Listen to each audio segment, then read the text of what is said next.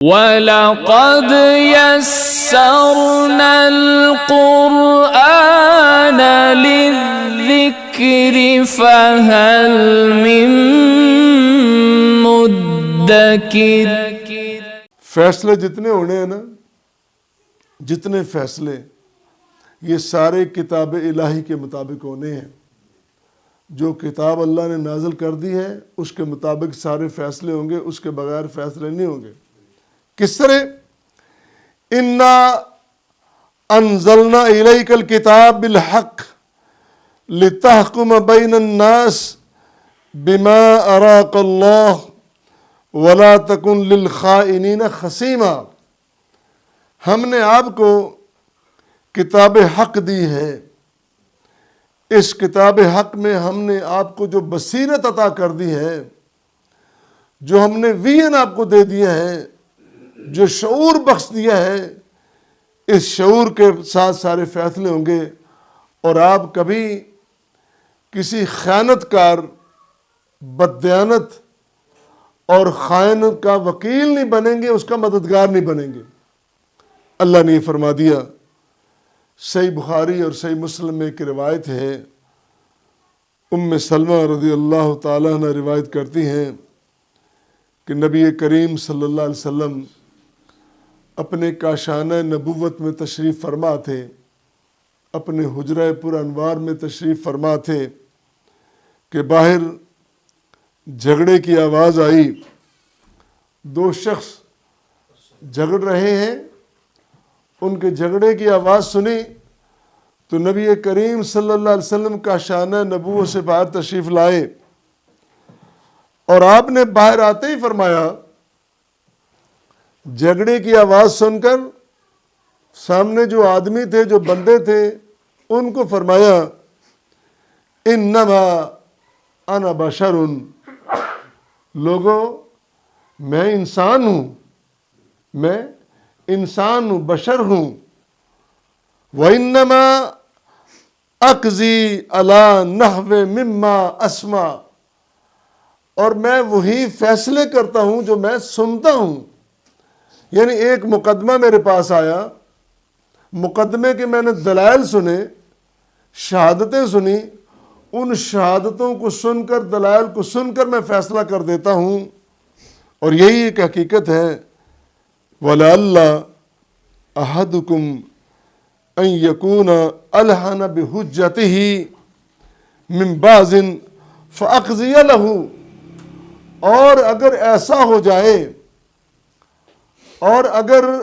ہو جائے، بڑی خوبصورت بات رسول کریم صلی اللہ علیہ وسلم نے فرمائی کہ میں نے تو دلائل سن کے فیصلے کرنے ہیں، اور اگر ایسا ہو جائے تم میں سے کوئی شخص الحن حجت ہی، اپنی دلیل کو، اپنے معاملے کو خوبصورت طریقے سے پیش کر لے، بنا سنوار کے پیش کر لے، تو میں نے تو متاثر ہونا ہے دلیل سن کر، انداز دے کر یہ سچا ہے، اور اگر فَأَقْضِيَ لَهُ، میں اس کا فیصلہ کر دوں، فَمَنْ قَضَيْتُ لَهُ بِحَقٍّ مُسْلِمٍ فَإِنَّمَا هِيَ قِطْعَةٌ مِّنَ النَّارِ، اور اگر میں نے متاثر ہو کر فیصلہ کر دیا کسی مسلمان کے حق میں، لیکن وہ فیصلہ غلط تھا، تو یوں سمجھے کہ اس نے فیصلہ نہیں کروایا، آگ کا ٹکڑا اس نے پکڑ لیا ہے۔ اتنی سخت بات آپ نے فرمائی۔ اللہ واللہ، اسی ضمن میں امام احمد رحمۃ اللہ علیہ اپنی مسند میں ایک روایت نقل کرتے ہیں، وہ بھی روایت حضرت ام سلمہ رضی اللہ تعالیٰ عنہ سے ہے کہ وہ بیان کرتی ہیں کہ دو انصاری مسلمان ہیں، کلمہ پڑھتے ہیں تو مسلمان ہی سمجھے جائیں گے۔ انہوں نے ایک جھگڑا ان کا سامنے آیا۔ جھگڑا کیا تھا؟ میراث کا جھگڑا تھا، تو جگہ کے نشان بھی مٹ چکے تھے۔ دعویٰ ہے یہ جگہ میری ہے، اس کا ہے یہ میری ہے، لیکن اس کے نشان مٹ چکے ہیں۔ ایسی صورتحال آپ کے سامنے آئی تو اس کے بارے میں یہ جو ارشاد فرمایا اسی ضمن میں دوسری، بلکہ میں نے جو صحیح بخاری کی روایت نقل کی ہے اسی ضمن میں یہ صحیح مسند کی ہے کہ وہ جو جھگڑ رہے تھے ایسی جگہ کے بارے میں جس کے نشان ہی مٹ چکے تھے، تو حضور نے فرمایا کہ میں تو تمہارے دلائل سن کر فیصلہ کر دوں گا، لیکن اگر وہ فیصلہ غلط ہوا تو وہ فیصلہ نہیں ہوگا بلکہ وہ آگ کا ٹکڑا ہوگا۔ اب اس آیت کریمہ میں مفسرین نے، خاص کر امام قرطبی نے اور دیگر ائمہ تفسیر نے جو روایت اس کے شان نزول میں بیان کی وہ بھی ذرا سن لیں۔ وہ یہ ہے، انصاری قبیلہ، اس قبیلے کے ایک خاندان بنو ظفر کا ایک آدمی جس کا نام بشیر ہے، بشیر ابیرک یا بیرک اس کو کہتے ہیں، اس نے کسی آدمی کے گھر سے چوری کر لی، چرایا اس نے آٹا، اور اس آٹے میں ایک زرہ بھی تھی۔ اب وہ لے کے جا رہا ہے تو اس آٹے کے تھیلے میں کوئی سوراخ تھا، وہ راستے میں وہ آٹا گرتا گیا، تو جس طرح وہ سمجھتے نا وہ ایک کھرا بن گیا اس کے جانے کا، وہ تو لے گیا۔ اب اس نے لے جا کے ایک چالاکی کی کہ وہ آٹا وہ زرہ اپنے پاس نہیں رکھی، وہ لے جا کے ایک یہودی کے پاس رکھ دی اور اس کو کہا یہ میری امانت ہے، یہ رکھو میں لے لوں گا۔ چور بھی بڑے چال باز ہوتے ہیں۔ اب وہ جو مالک تھا جس کی چوری ہوئی وہ باہر نکلا، اس نے دیکھا کھرا جا رہا ہے، وہ بشیر کے پاس آ گیا، آ کے کہا بھی تو نے میرا آٹا چرایا ہے، میری زرہ چرائی ہے۔ وہ صاف مکر گیا اور بلکہ قسمیں کھا گیا، ساری قسمیں کھا گیا، فلاں کی قسم فلاں کی قسم، میں تو کبھی دیکھا بھی نہیں سنا بھی نہیں۔ وہ باہر نکلا مایوس ہو کر، دیکھا تو پھر کھرا آگے جا رہا تھا۔ وہ یہودی کے گھر چلا گیا، اس کو جا کے اس نے اپنی بپتا سنائی، اس نے کہا دیکھ میرے پاس زرہ موجود ہے لیکن فلاں آدمی وہ میرے پاس امانت رکھ کے گیا ہے، لہذا میں تمہیں نہیں دے سکتا، میں نے تو امانت رکھی ہے۔ پھر وہ واپس آیا، اس کے آنے تک چور کے بھائیوال بھی چور ہی ہوتے ہیں، اس کے خاندان، اس کے دوست، وہ ایک گینگ بن جاتا ہے۔ خاندان والوں نے کہا کہ ہمارا ساتھی چاہے چور اسی، ہم نے اس کا تحفظ کرنا ہے، اس کو بیک اپ دینا ہے۔ وہ سب نے مل کر یہ صورتحال اختیار کر لی اور کہا، جب زیادہ رولا پڑا نا تو کہا ہمارے بندے نے چوری نہیں کی بلکہ اس یہودی نے چوری کی ہے۔ وہ سارا مدعا اس پہ ڈال دیا، اور خیال یہ تھا کہ جب بات ہوگی ہم نبی کریم صلی اللہ علیہ وسلم کے پاس جائیں گے تو نبی کریم صلی اللہ علیہ وسلم نے یہودی سمجھ کے اس کی بات تو سننی نہیں ہے، یہ ان کا خیال تھا۔ وہ نام نہاد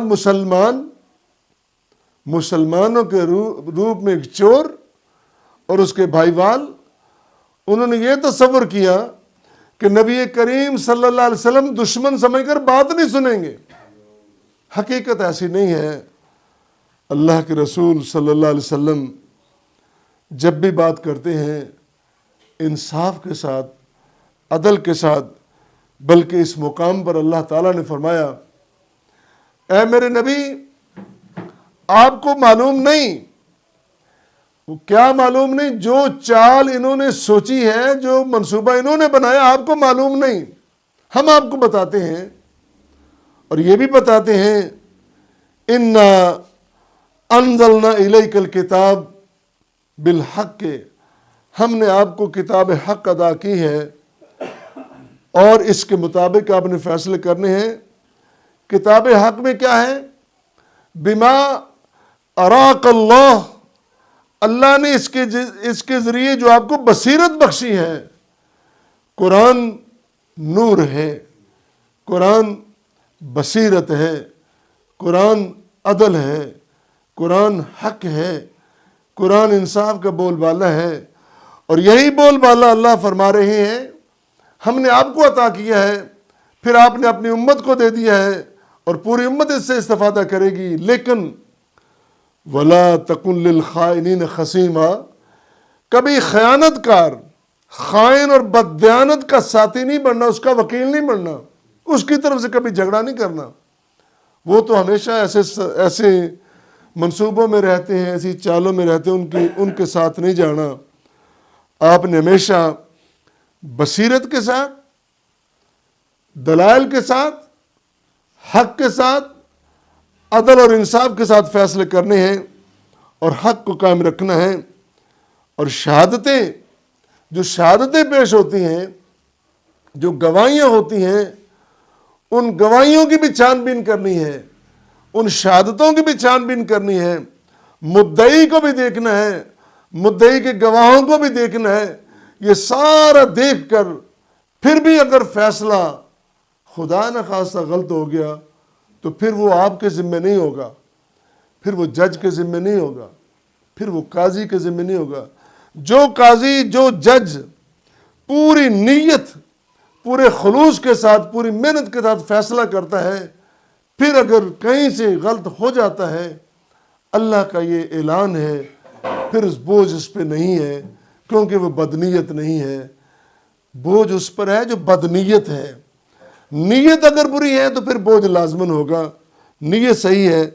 اور ساتھ یہ بھی فرمایا اللہ کریم نے، اے نبی کریم صلی اللہ علیہ وسلم، وَلَا تُجَادِلْ عَنِ الَّذِينَ يَخْتَانُونَ أَنفُسَهُمْ إِنَّ اللَّهَ لَا يُحِبُّ مَنْ كَانَ خَوَّانًا أَثِيمًا۔ اے نبی کریم صلی اللہ علیہ وسلم، آپ ان لوگوں کے وکیل نہ بنیں، ان لوگوں کی طرف جھگڑا نہ کریں۔ تجادل، جھگڑا کرنا، بحث کرنا، مکالمہ کرنا، مجادلہ کرنا، یہ بات صحیح ہے۔ فرمایا ان کی طرف سے نہ کرنا، یختانون انفسہم، جو اپنے بارے میں خیانت کر جاتے ہیں۔ یہی تو ایک مسئلہ ہے۔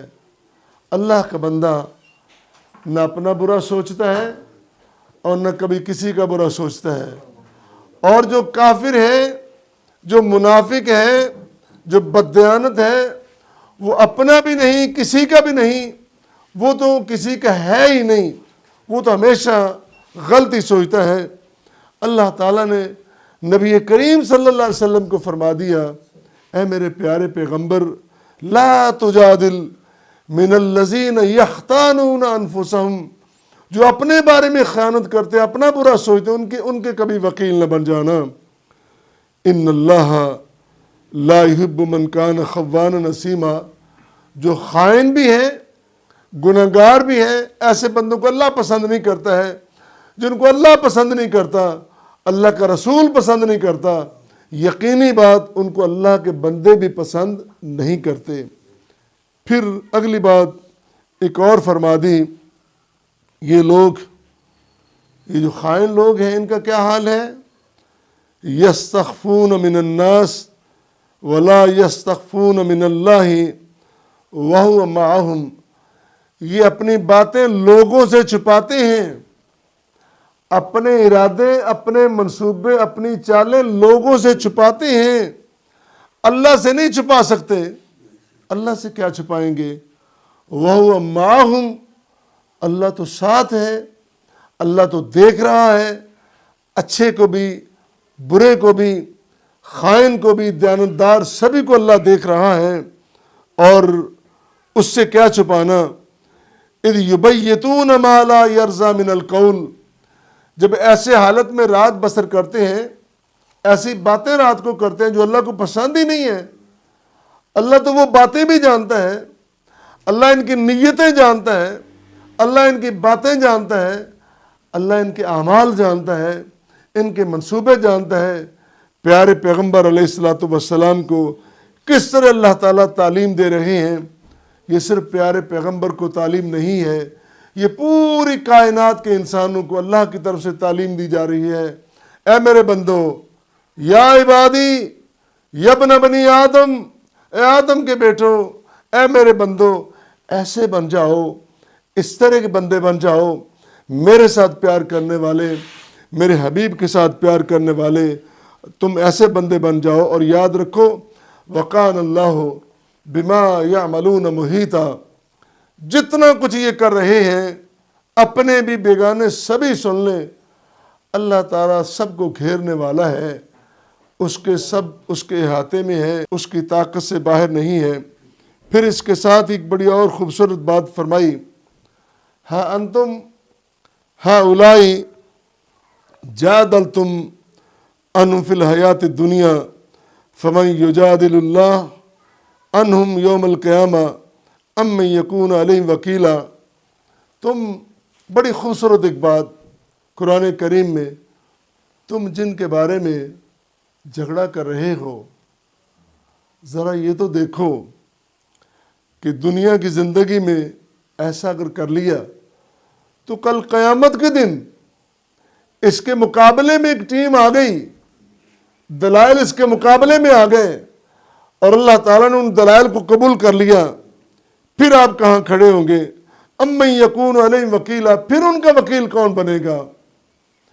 یہ الفاظ خطاب صرف نبی کو نہیں، نبی کے ذریعے، نبوت کے ذریعے پوری کائنات کے انسانوں کو یہ سمجھایا جا رہا ہے، زندگی ہو تو ایسی ہو، دیانتداری ہو تو ایسی ہو،